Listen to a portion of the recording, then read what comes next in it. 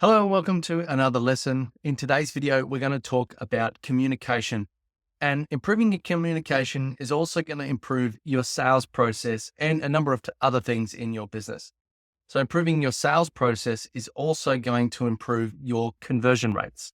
So if you've done all that effort in the marketing, you've done all that effort getting to the sale, booking the meeting, having that conversation, the last thing you want that effort to go to is the bin. So getting your sales process nailed and making sure that you are communicating effectively with your client and converting that client means that you're going to make more dollars at the end of the day for the same marketing buck. Before we go into a little bit of detail there, I want to really just talk about communication for a second. Now, communication really is passing information from yourself to somebody else. But if we think about that a little bit more deeply, there is some problems. Now, I have an understanding of the world based on my experience, my education, where I grew up, the experiences that I've had with other people, the interactions and things like that. And somebody else has had a completely different set of life experiences. They feel like there's slightly different meanings to words. Even though, we share a common language for the most part, there is still some translation issues between one person and another. In fact, they call it the encode, transmit, decode process, in that you're kind of forming your ideas into words, and those words that you choose are unique to you to express that idea. The information that's in your head is never going to be exactly the same in somebody else's head. They're going to take that information, or when you transmit the information, so you've mentally put it from here into here.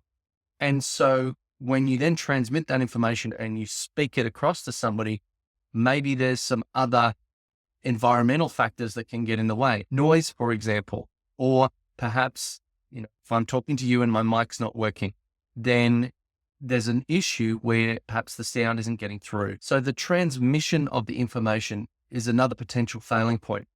And then once that person receives it, however they receive it, and they start to convert it into words from their ear and from their eyes, being able to see your body language, to be able to listen to the tone of your voice, to understand the message that you're trying to convey, they might also be looking at other factors like the situation, the environment around them. If you're talking to them about going to a party and you happen to be at a hospital or something over someone who's injured, it may not be the right time or the right environment to convey that message.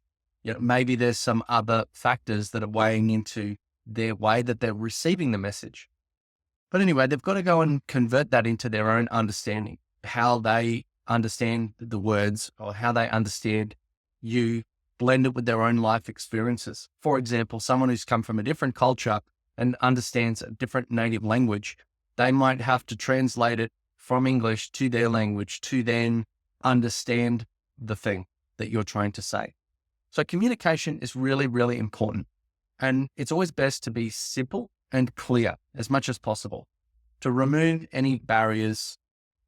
Don't go trying to make something really complicated with very long technical words. Simplify it and make it really easy to understand. It's the same if you're writing something down. In fact, when you write something down, you miss a whole bunch of other cues and layers of communication, like the emotive intent, my body language. Maybe if I say a word and you can't hear me say it, it might be perceived in a different way. So we want to try and avoid having miscommunications. So it stands to reason that communication is really important no matter what you're doing, whether you're having relationships, personal relationships, whether you're having business relationships, whether you're doing management, whether you're talking to customers, and when you're in the sales process. And so as someone who is communicating the message, you also need to be looking for reflective feedback. Have they actually listened to you? Are they understanding what you've said? Have they nodded along the way? You could be talking to someone and then they'll turn around to you and say, I wasn't listening. So you need to be making sure that they understand you. You could be doing that through constant confirmation throughout the process. Continual yes psychology, it's called, where sometimes you'll get into a sales process and you'll hear it. You'll go to like a used car sales yard or something like that, or in particular when you're talking to insurance. So you're having a phone conversation and they're like, do you like the color? Yes. Do you feel like it would suit your lifestyle? Yes. Would you like to buy it? they're banking on the fact that you will then say yes. So there is continual yes psychology. Now, in the insurance side, be careful of this. They'll try and get you the other way and trap you. And that is, was it a rainy day? Was there lots of traffic? Yes. Was it hard to see? Yes. Did you hit the car? Were you at fault? They're banking on you saying yes. And because they've got it on record, they're going to just snippetize that and then use that in the transcript for whatever the case is. So you need to listen very carefully if you are in that situation. You need to be looking for verbal and non-verbal cues. Sometimes someone might be saying yes, but they've really got no idea what you're talking about. Or in some cultures, it's polite to say yes or polite to say no. So if you talk to someone in a particular region, if they don't understand you, they'll just say no. Doesn't matter what you asked for, even if it's something very simple, like even if you mouth it, like I want food, and they'll just say no. So if you go to other cultures, they might say yes, and they'll just keep saying yes because it's polite to do so. Doesn't mean they've actually understood or are going to carry out what you've asked them to do or the question that you asked them. Not to say that any of those are wrong. Everybody establishes a cultural norm and everybody goes along with it because they want to maintain the relationships in their community. And so that might be very normal where they're from. And you look for the certain cues that they're actually meaning no when they're actually saying yes. So it can be helpful as a salesperson when you're dealing with a diverse array of people to understand different cultural cues, understand what people really mean when they say yes or when they say no, by trying to match up their actions and what they're doing with their body language to be able to indicate whether or not they're saying yes or no. One of the most powerful and impactful things that you can do in sales is, before you get into the sales script, is build a rapport with someone. And by that, I mean, start building a relationship. Get out of the sales brain, find something you can identify with and have a conversation. Maybe they go for a particular sports team. Maybe they have a logo or something that you recognize and you go, oh, I can see you use whatever product. And, talk about maybe your experiences and connect with them on a human level. And before you get into any conversation, the first thing you do by doing that is establish trust. And so trust allows them to open up to you, to give you more information that they would have otherwise given. Instead of meeting you with the cold face, this buyer persona that they've put on to protect themselves from sales bombardment, you are now getting to a real conversation with a real human about real things that you're actually interested in. And for you as a salesperson, communication is not about how do I trick them into doing things, or how do I get them to say yes accidentally, or how do I get them to walk out and then be scratching their head as to why they bought that thing. No, for you as the salesperson, your job is to instill confidence in that what they're doing is the right decision, to answer any questions and get rid of any roadblocks that might be blocking them from solving their problem. Yes, if your product is equal to another product, if you just help them better, you might win the sale because of that. So that's ideally what you want to do. So building that trust, building that relationship, communicating effectively, answering any questions, being a solution, solving the problem for the customer, and then just letting them make that decision. It's much less sleazy. It's much less forceful in terms of sales. You're not tricking anybody. People don't walk away with buyer regret. People don't walk away feeling like they've been ripped off. And in fact, you'll probably get more out of that customer because they have felt as though they had a fair and equitable sales process, that they bought the product, they had a good relationship with you, and more than likely come back and they'll tell their friends about it. So it's really, really important not to go down the sleazy sales path. Communication is key. Now, you can read into some psychological tricks, if you will. And yes, some of them are legitimately useful to some extent. Things like mirroring in body language. If someone is sitting there with their arms crossed, you might join them and sit there with their arms crossed. But then there's leading and following. So you might follow in the sense that if they're sitting there with their arms crossed and you sit there with your arms crossed, and you kind of spend that time in building your rapport with them, but then you need to lead them to open up, to say, hey, we're friendly, we're peaceful, we're not fighting. This is very closed off. This is very open, and, we're being more peaceful and talking as equals. And that's ideally what you want to get to. Doesn't matter if you regard the body language component or not. The thing you want to do is talk to them as equals, guide them, provide them with information, maybe act as a little bit of an expert and try to provide the information based on your experience. with the product. If you don't have the experience, that's fine. Just don't lead with the idea that you know better than them. Sometimes salespeople in shops where you have a lot of young salespeople, the buyer is probably more aware of you and the product and the process than you are. So don't try and trick them. Don't try to sound like the expert. Quite often I go to a shop and I want to buy something and I go and ask the salesperson about a particular product and all they do is read the box. I could have read the box. In fact, what you're more likely to see these days is people scanning the barcode on their phone, reading up on it, reading reviews, watching videos, and getting their information that way. So that says to me that if you're in business and you sell products, you should be creating the content, putting the barcode on the shelf so that it answers the question the way you want it set, not the way the customer asks it or the way that the employee demonstrates it. Now, in terms of communication, sometimes you see when a sales leader wants their sales teams to do a particular thing, they'll write these massive long scripts.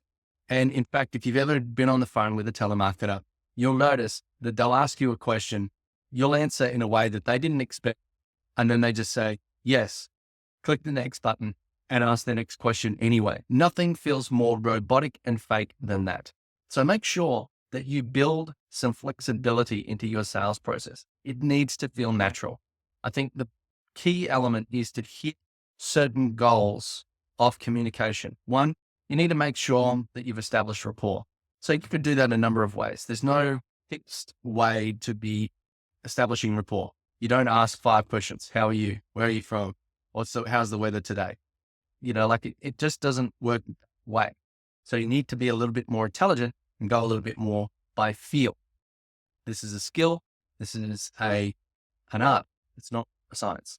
So once you've established the rapport, there's your first main objective. Then you need to find out what the customer problem is. So then you go down a line of questioning. You shouldn't really script too hard on what those questions are. Maybe you can give some examples. And if you're doing some training with your team, you're practicing that communication so that you can make sure that they are aware of potential questions that might come up and how to deal with them.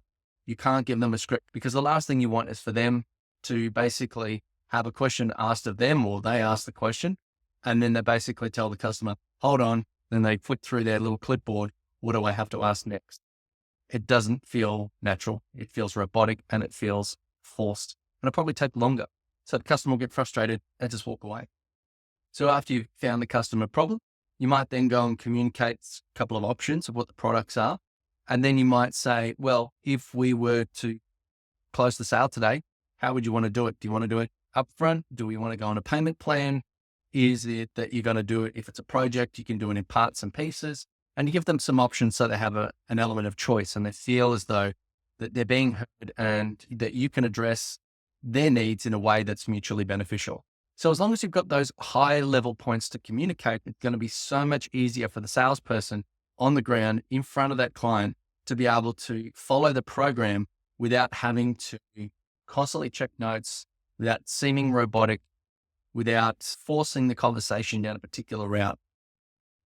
It's more about the art of facilitation than anything else. Remember that your role as a salesperson is not to dominate the conversation by speaking too much. In fact, that's more likely to shut the deal down because you've not had fair communication with the client. You've basically just presented information.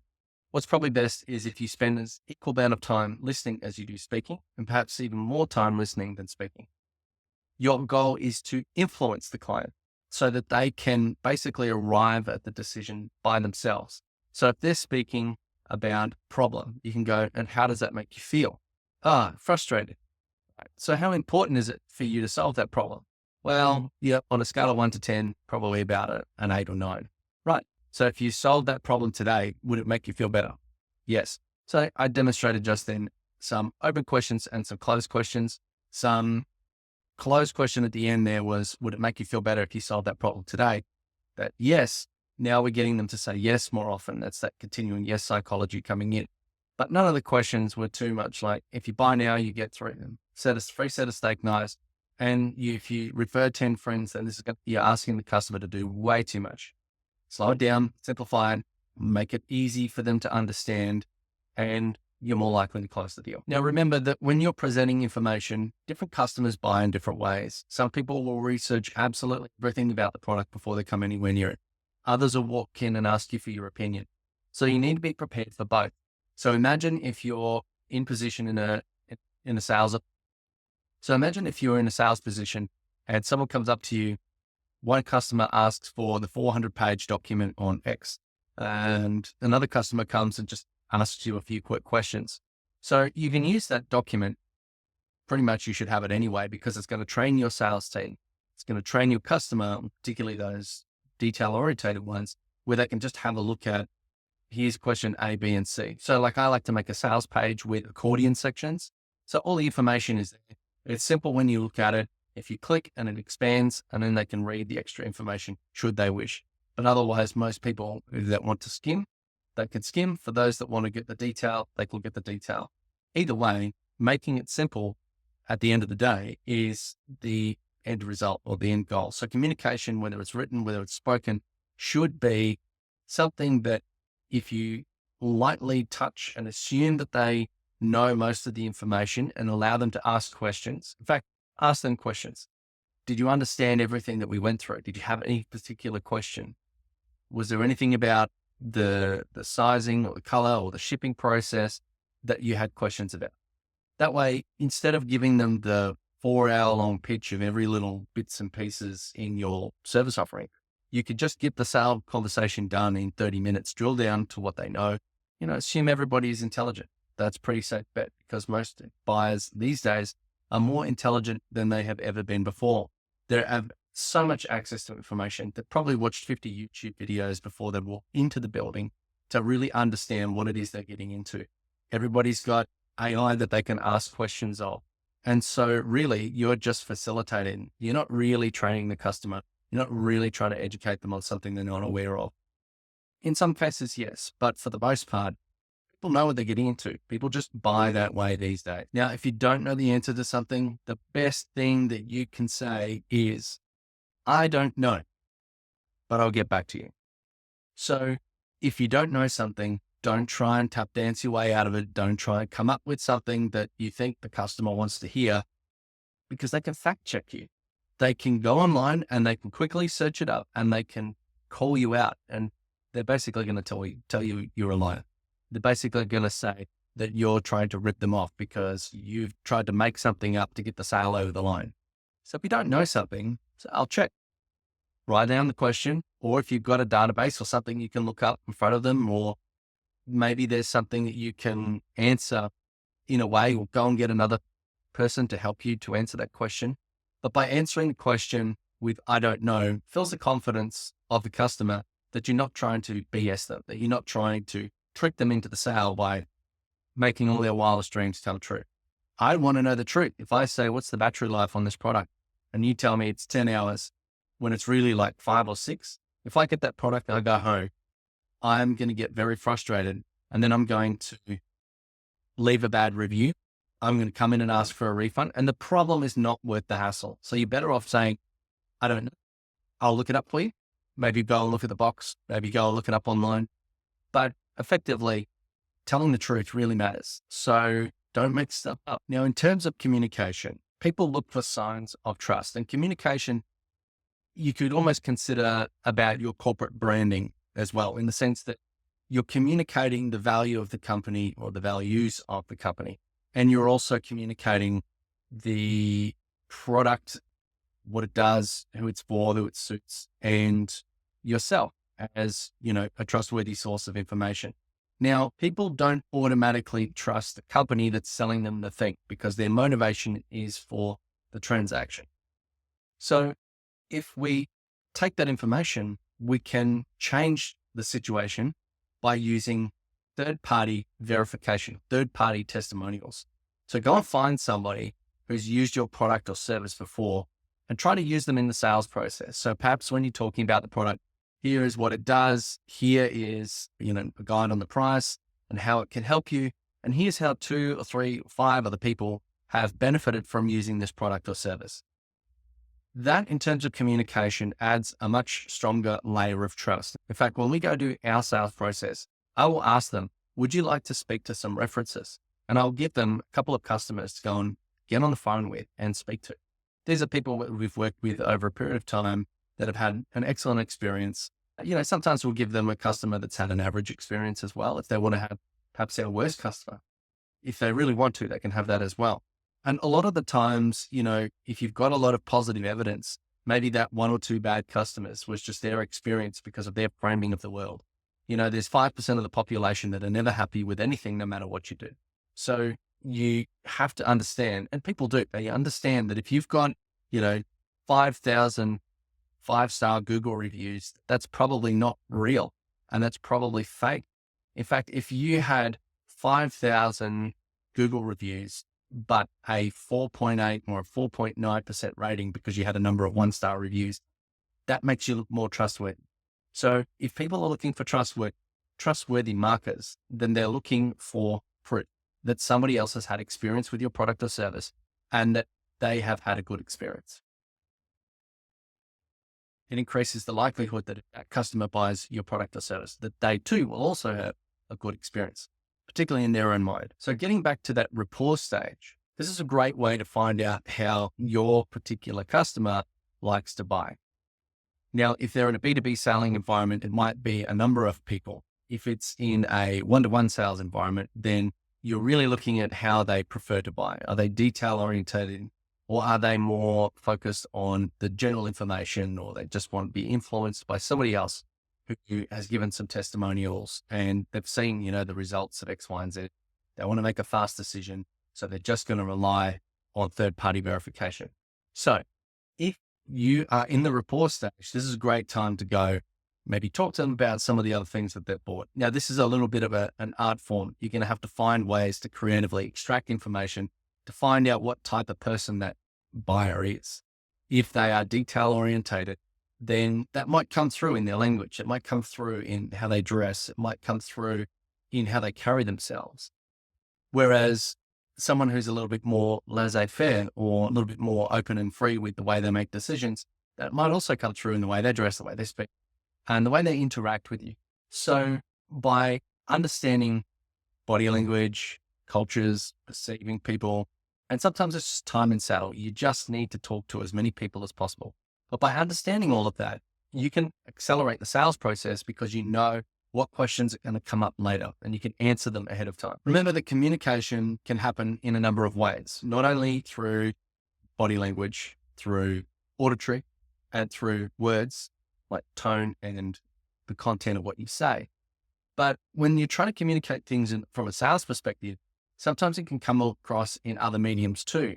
Maybe they need to experience the product, like when you're going for a purchase of a car. Some people might go off the spec sheet and go, I want that one. Some other people might go, I'm kind of deciding between these 3 or 4 cars. I actually want to go on some test drives so I can make a decision as to whether or not I'm going to buy it.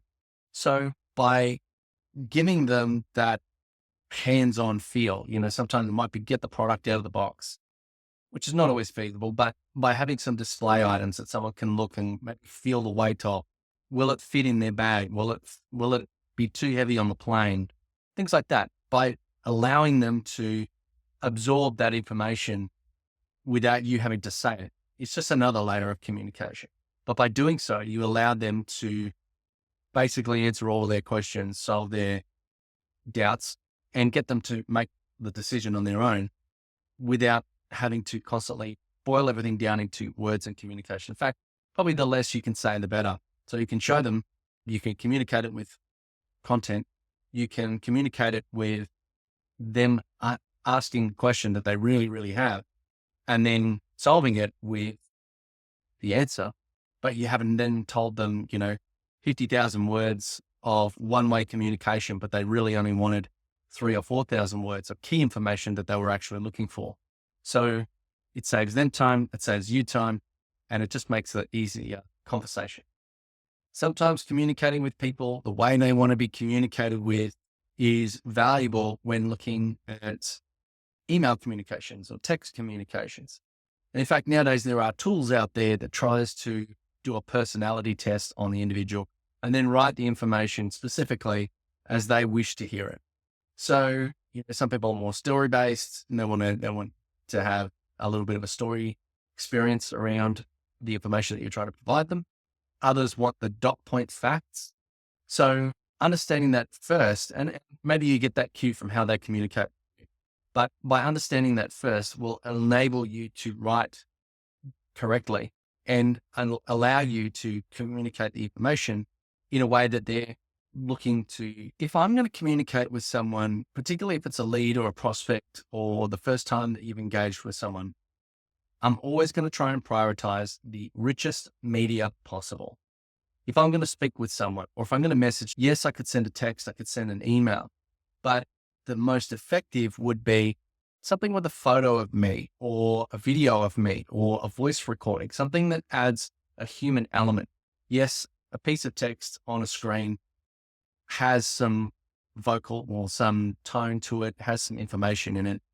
But the moment that people look at your face and hear your voice, they connect with you on a much deeper level. In fact, studies have been done with marketing materials where they heat map on websites what people actually look at. And some of the highest hit rates on websites is people's faces, in particular babies and small animals. So by having a face to your name, to your voice, to your words, it really makes it more deeply valuable to the individual as a connected piece of content. So if you're going to go and create a piece of content to communicate with the client, ideally if it's personalized, if it's a video like this, where you can look me in the eye, you can hear my voice, you can see how my head moves and how I move my hands when I speak. It builds an element of trust. If I was a slimy, seedy looking character, then you might not have trusted me as much. In some cultures, having the beard doesn't work. In fact, in Thailand, if you have any kind of facial hair, you're seen as potentially criminal. So, however, in my culture where I am, it's pretty normal. And to be honest, I like having a beard. So that's what you're stuck with. But if that's where my audience is, they might resonate with that. If I'm looking for, particularly if I'm selling, let's say I worked at a barber shop and I'm selling beard cleaning materials, if I'm on a video, I would want to have the best damn beard going. So that I would look perfectly trimmed and perfectly, curled or brushed or oiled or whatever it is. But you kind of need to look the goods when you're selling the goods. I work in the software game, and this is pretty much how most people in the software game look. T-shirt, beard, a little bit of scrappy hair, and a little bit more down to earth and fun, which is kind of how I want to operate. That's the kind of people I want to attract and work with anyway. So if you want to be that high-powered individual, wear the suit and tie. If you want to attract, high net worth individuals, dress in the fedora and whatever else that your target audience dresses in. So the idea is to try and look like the target market. Well, you don't need to change yourself so much, but you need to align somewhat and you need to have some kind of direction. You kind of need to look like you belong in the people that you're speaking with. So use that in your communication. That's part of that visual communication. When people look at you, they can identify that you look like someone who knows the answer to their question. You look like someone who has experience with what they want to do or what they're looking to achieve. You look like someone who they feel they can trust and that they want to speak to. Another layer of communication to think about is rate of contact or frequency of contact.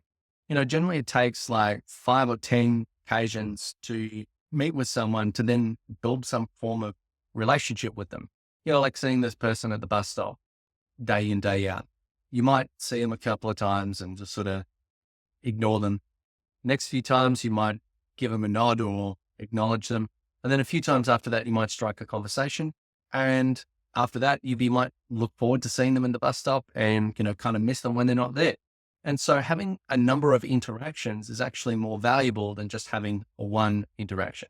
So sometimes if I'm going to communicate with someone, I might do everything on that one day. I've had the call, I documented stuff in an email, but I might even schedule that email to go the next day because yes, they've seen me today, but then they get another follow-up the next day and then they go, oh yeah, that guy.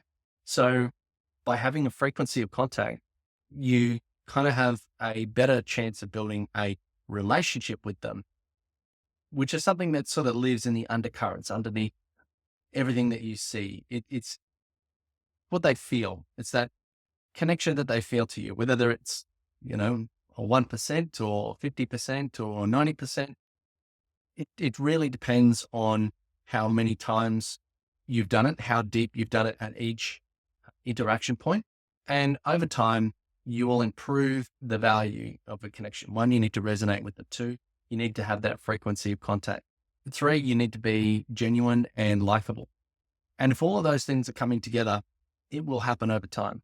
Now, there are ways to scale this, but for this video, we're just talking about going deep and getting quality. One great way to go deep with the quality of your contact is to communicate with them about something that is familiar to them. That means you have to do a little bit of research. So you might look them up on LinkedIn, or you might go and look for a newspaper article that they wrote or were talked about them, or something like that, where you can research your contact. Now, that's much easier to do in a business context than it is to do in an individual context. However, if you happen to notice a particular football team keyring or something like that, then that's a conversation starter that can build that rapport. That's kind of like doing your research, but you kind of got to do that in the moment. Whereas in a business context, you might be able to look up an article or a podcast that they were on or something like that and connect with them about that. Oh, I really liked what you said with regards to this. And that builds that deeper connection, like you're invested in them. And yes, it's a lot of work, but I think it's worth it in the long run. In fact, it makes each interaction much more valuable than if you were to just sort of go for the volume tactics and end up getting nowhere anyway. Once you've built rapport and you have a communication channel with the prospect or the contact, now you can ask a whole nother set of questions, a much deeper set of questions, like, what are your decision factors in buying this product? What is it that's going to make you make the decision? What's going to help you move the needle? Someone that has no trust in you, probably not going to reveal that information because it's actually making it easier for you to sell. Whereas someone who has a bit of trust might go, oh, well, actually, we're looking for this and that. And so that might shortcut the time that you have to spend. In fact, particularly if you're going for things like tenders or, major purchase decisions where if they're looking for these criteria, don't go spending hours and hours producing something that they're not interested in. So if you can ask those questions early on, you're going to make it a lot easier for you to answer the right questions in the right way with the right depth. And you're more likely to make it into the next stage of the sales process or to reduce the barriers of you moving forward. Remember that better communication leads to better results overall. Sometimes it doesn't really matter if that person buys from you or not. If you carried yourself in a professional manner, if you answered all their questions and you demonstrated all the value that you bring, maybe it just wasn't the right time or the right product for that person. But if you made a good enough impression, they're going to tell their friends. They're going to tell somebody else that this is a professional that you need to know. And we've had nothing but great reviews and great referrals and great feedback from people that we've dealt with because we've spent the time to really understand our clients or the people that we're speaking with, even if they never become our clients, who have often referred us on to 2, 3, 4, 5 other people just because they were impressed with the way that we do business. So if you are in a position to sell, please, every communication is valuable. Do it extremely well, and you will massively see the return. The way to get to the right communication is to test. Now, if you've been in business a while, you've probably got a few customers to draw from. So pick your 5 or 10 best customers that are really, really happy with your service and find out what it was that really made that great for them. What was it that made them decide to work with you? Ask them. More than likely, they want to see you do well. They were happy with you. They're impressed with you. They want you to do better. So they will answer your questions. If they don't, that's fine. You've probably got another 9 for others that you can rely on. So ask the question. If you don't ask, you don't get. If they say, no, I'm too busy, don't worry, move on to the next one. You've got plenty of clients that you could draw upon to get this information. What was the key elements in my communication that made you want to work with me? And then just listen. Don't try and force anybody to make a particular point or to give you a particular information. You could ask open questions. Maybe ask them, what about my communication style, to get a specific area of information, but don't say, was my communication good or not? Because that's not actually good communication. What you need to be doing is asking open questions and getting them to give you the information instead of you trying to put words in their mouth and confirming that confirmation bias that you already have. So you're much better to go, how is my communication? What made you ultimately decide to work with us? How many people did you talk to before coming to us? What were the other questions you had in your sales process that you didn't ask at that time? These are just some ideas, but can help you on the path to improving your sales process. So I hope you've enjoyed today's lesson. Thank you very much for watching. Please do give a like and a subscribe if you've been watching this, and keep an eye out for the next lesson.